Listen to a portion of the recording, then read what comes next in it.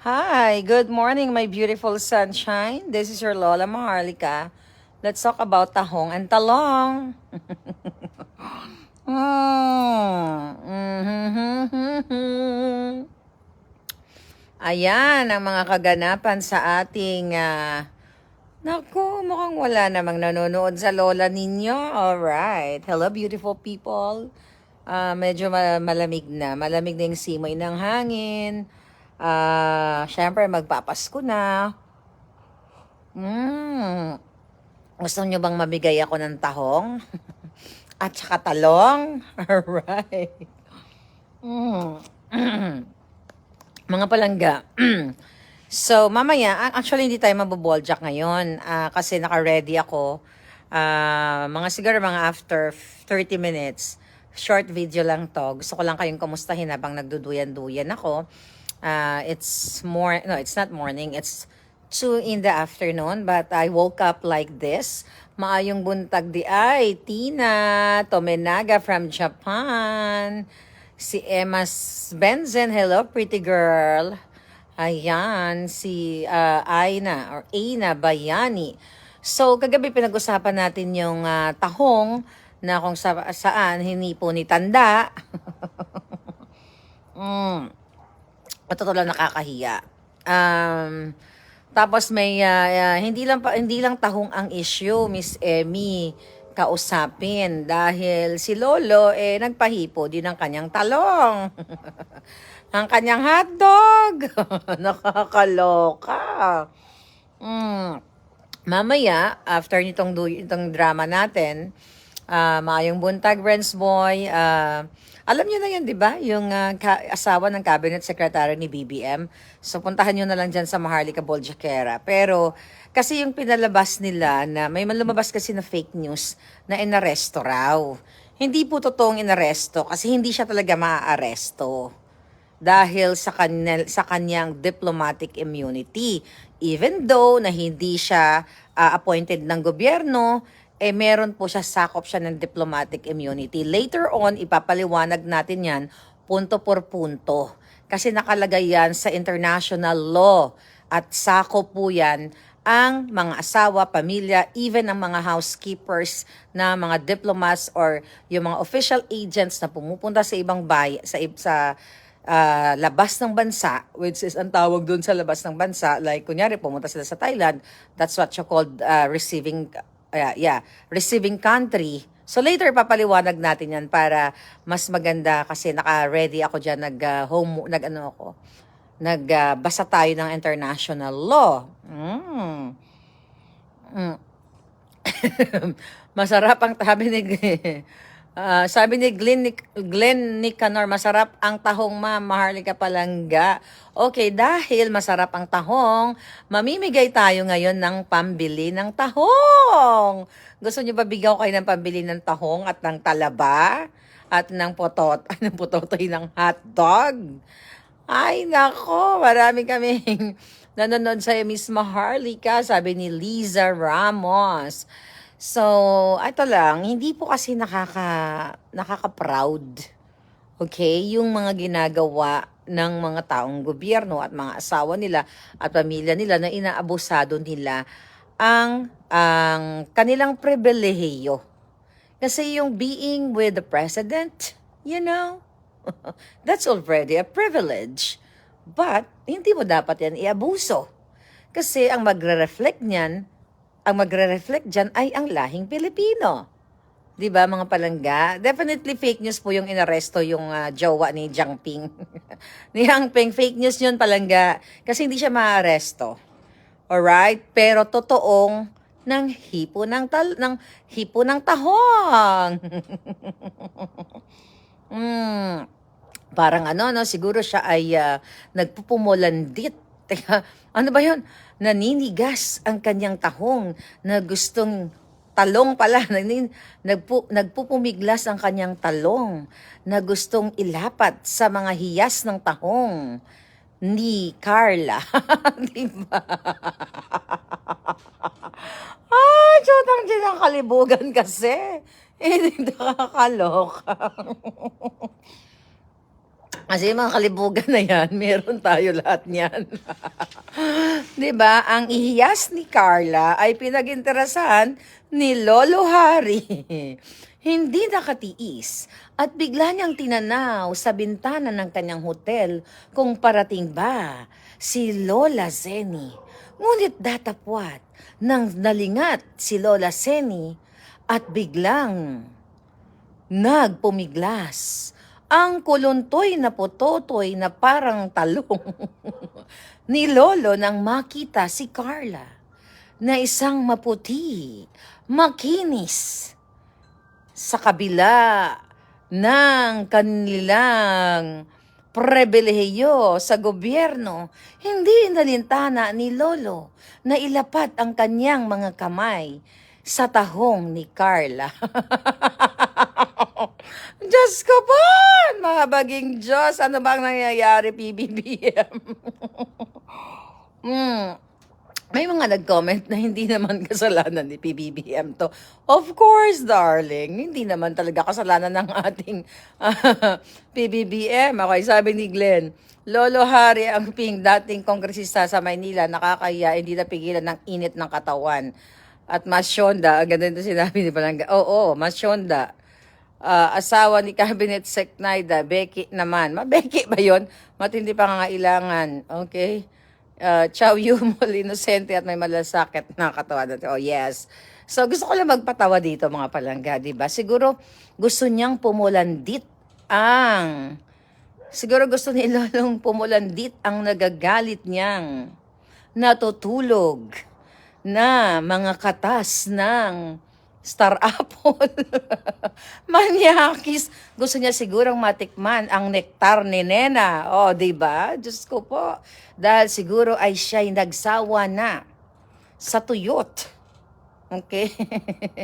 At tuyot na nektar ni Zeni. Oh my God. Kalibugan ng buwan, sabi ni Tina. Correct. Yeah, kasi yung mga kalibugan na yan, tahong at pototoy, okay, sabi ni Ma'am Nimia Loridico Opeza, yes, di ba? Alam niyo po, yung kalibugan na yan, yung kayo mga lalaki, kayo ha, kayo mga lalaki, yung pagpupumilandit o ano yung gustong umalpas ng pumupulandit na inyong katas, di ba? Nakakaloka. Pwede nyo niyang pigilan. Huwag kayong basta-bastang humimas ng hiyas na hindi inyo hiyas. Diba? Dapat doon lang kayo sa hiyas nyo, sa tahong nyo. Si Lolo, nakakahiya. Alam nyo, nakakadismaya. Pinapahiya nyo si PBBM. Nagsama-sama silang mga manyaki, sabi ni Palangga. You know what? Yun kasi ang problema sa taong gobyerno. Inaabuso talaga nila yung, kasi alam nila yung batas eh. Paglalaroan nila yung batas. Alam nyo, later on, I will talk about it. Kasi gusto ko nakaupo ako sa lamesa na bonggang-bongga.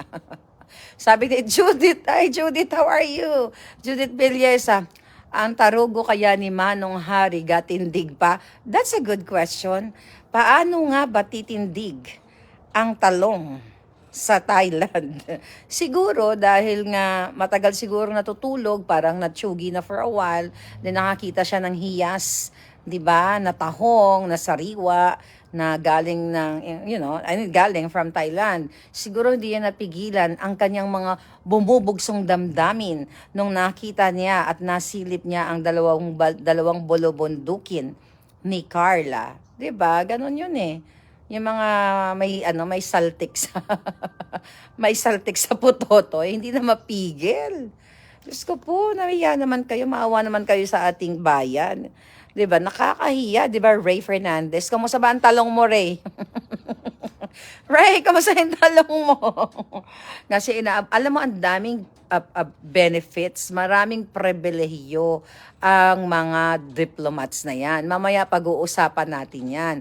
Pero yung inyong pupumilandit ng inyong mga talong, dapat yan, ini-scotch tape nyo muna. 'Di ba? Parang kwento ni Serex. Correct. 'Di ba? Favorite kong basahin yan. Habang gumagapang ang bruskong katawan ni Lolo at ang kanyang kamay na, kulukulubot at hindi na makagulapay papunta sa hiyas ni Carla, biglang lumabas ang camera. Boom! Huli ka! O, di ba? Nakakaloka. Andiyan naman yung hiyas ni Aling Zeni.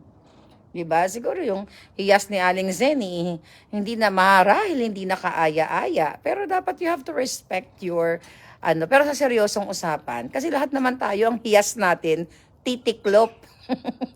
Pag tumanda na tayo, ang hiyas ko, titiklop din. Diba? Magiging mushroom din siya, magiging yung itim na mushroom siguro. I don't think so. Yung magiging, parang tengang daga ba yun? Basta nga lang ako ng comment. Okay. Sabi ni Lacson Minedad, Madam Maharlika, bumangon na ang mga patay doon sa Bucor. Kaya bagong muka. Oo, bumangon na. I think yung ating bagong muka at bagong babangon muli, yung mga pototo yata talaga ang gustong pabangunin nila, no? Ay, nako. Sabi ni Ray Josh Ann, ikaw ang boses ng naaapi. Mabuhay. Thank you, Palangga. Alright. Sabi ni Razida Daud Abdullah. Thank you, Palangga. How are you? Poka Poka. Ayan. Ang aga ng taong ng talong. Ay, hello, Palangga. May Mother Pebbles Kunanan. Chororot. Tusok. Ayan, Mother. Talagang tumayo ang mga talong nila.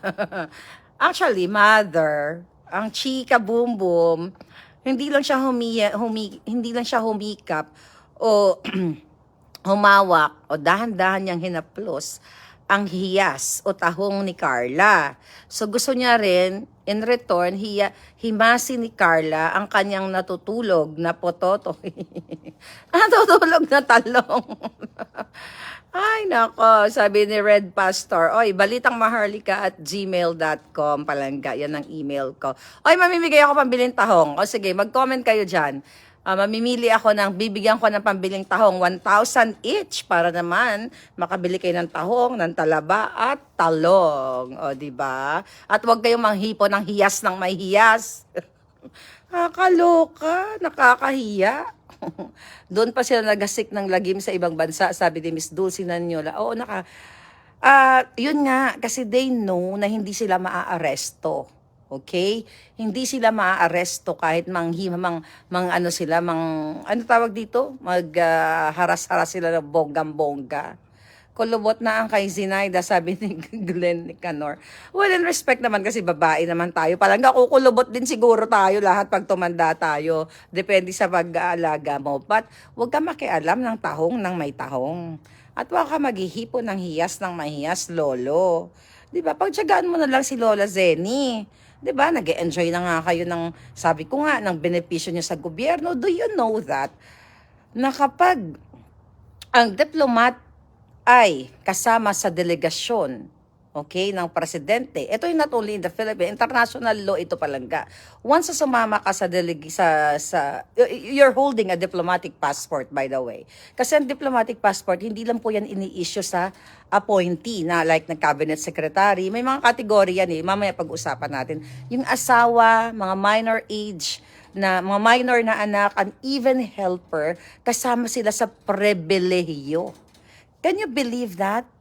Yung perks, yung benefits, yung pribilehiyo na nakukuha ng isang taong gobyerno na kasama sa delegado, like yung mga consular o consuls na yan. Later on, may mga consul tayo na sabihin sa inyo na nanapak sa ibang bansa pero hindi sila nakulong, hindi sila naaresto because of immunity, diplomatic immunity. We'll talk about that later. Ngayon gusto ko pag-usapan yung mga hiyas, mga tahong.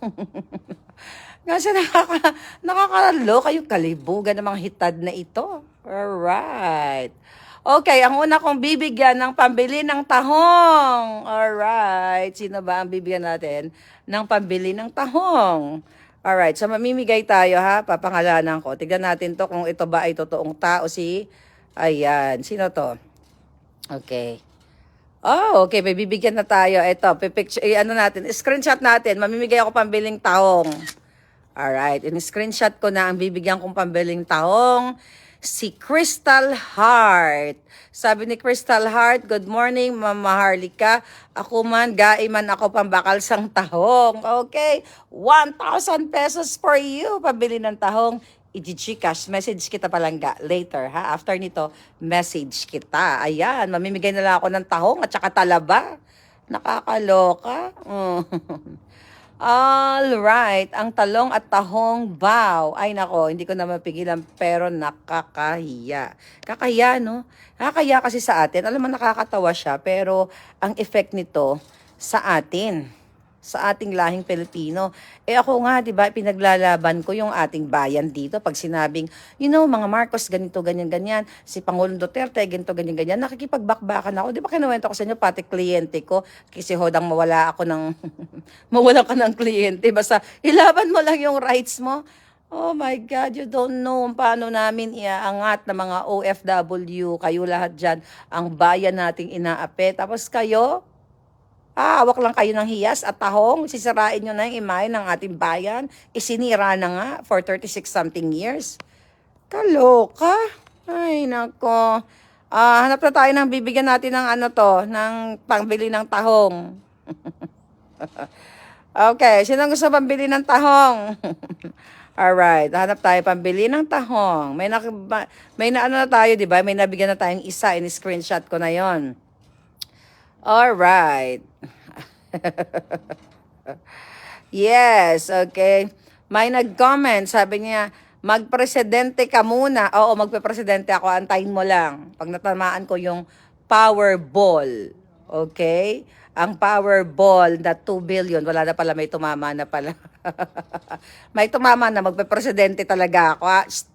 Gawin kitang campaign manager. Alright? Ang sarap kaya ng tahong, sabi ni Miss Emma. Ayan. Sino gusto manghingi ng pambiling tahong? Okay. Baka iba ang lasa ng tahong sa Thailand, sabi ni Dodds Bayatan. Alright. Okay. Masarap naman kasi talaga ang tahong. Oo naman. Masarap talaga ang tahong, lalo na kapag yung tahong sariwa at bagong hugas. 'Di ba? Bagong hugas, yung tahong, tas lagyan mo ng tanglad. Ayun, may tanglad kami doon, no. Lagyan mo ng tanglad, lagyan mo ng dahon ng sili, 'di ba? Kabog 'yon. Watching from Japan, sabi ni Tet Nimen. So, Tet, kumusta ka na? Ngayon, sino-sino ang bibigyan natin pambiling tahong? Alright, comment na dyan. Alright. Dapat buusan ng mainit na tubig nang madala ang pototoy, sabi ni Joanne Guevara. Ay no, hindi niya mapigil yung kanyang pumupulandit na wala naman na siyang katas for sure. Wala nang katas yun, wala nang katas yung kanyang hotdog. Baka puro cheese na lang yun. Diba? Anyway. Okay, next winner. Alright, hanap tayo ng next winner para pambili ng tahong. Alright. Okay. Good morning. Sabi ni Philip Banzon, masarap ang tahong sa France, madam. Okay, pupunta ako dyan sa France. Okay. Sabi ni Armando Villaran, mukhang masaya ka today. I'm always masaya palangga. Di ba? Alright, sino to? Okay, bigyan natin to ng bonggang-bonggang pambili ng tahong. Okay, next. Okay, bigyan natin pambili ng tahong si Dulce Nanyola o Kuro. Sana mapili mo ako, Madam Marlika, sa patahong mo. Ayan, may tahong ka na. 1,000 pesos, bumili ka ng tahong ha. Comment mo dyan. Talagang bumili ka ng tahong, lagyan mo ng tanglad, luya, dahon ng sili, or papaya. That is the best. I'll send you 1,000 pesos through Gcash later. Okay, sino pa? Naiinis kasi ako sa mga nangahawak ng tahong, kaya mamimigay tayo ng pera pambiling tahong. Alright. Ay, nako, nagkakaluka. Okay, isa na lang. Okay, isa pa. Okay, hanap na. Sinong gustong pabili ng tahong? Alright. Ba't ako nababasa? Walang nanghihingi. Walang nanghihingi ng pambili ng tahong. Alrighty. Ito na. Meron ako napili. Ayan. Basahin ko na to. Okay. Nabasa ko na ba ito? Hindi pa. Screenshot ko na. Okay, ito. Si Poka Poka, aso yung kanyang profile. Pero okay lang, nanonood ka naman kay Lola. Kaya bibiyak at ang tahong. Alright. Sabi ni Poka Poka, lagi yan dyan si Poka Poka. Tani, matagaan ako ng pabili ng tahong. Masustansya yun, madam. Shout out sa mga taga Negros, Macabani family. Bakal na kamo talong.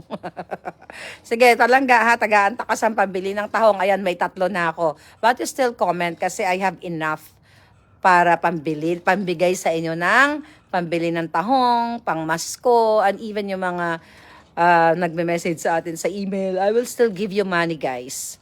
Pero, yeah, konti-konti lang kasi nga, syempre, ako lang nagpapadala sa inyo.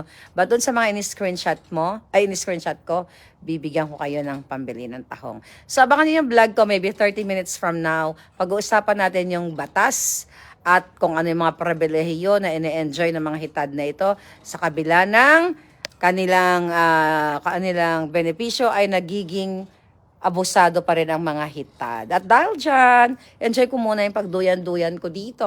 Sarap ng buhay. Bye!